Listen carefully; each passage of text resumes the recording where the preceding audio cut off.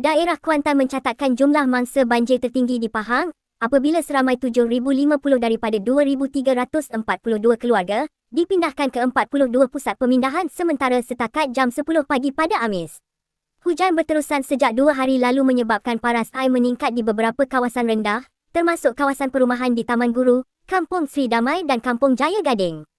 Tinjauan mendapati jalan kampung di kawasan berkenaan ditenggelami air, mengakibatkan beberapa kenderaan penduduk terperangkap. Premis perniagaan turut terjejas apabila air melimpahi kawasan kaki lima, memaksa penduduk meredah banjir bagi menyelamatkan barangan keperluan.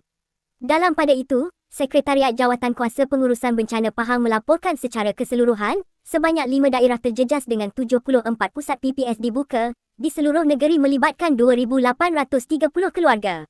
Selain Kuantan, daerah Maral merekodkan seramai 776 daripada 223 keluarga, manakala daerah Pekan mencatatkan 543 mangsa, diikuti Rompin dengan 337 mangsa dan Jerantut seramai 16 mangsa.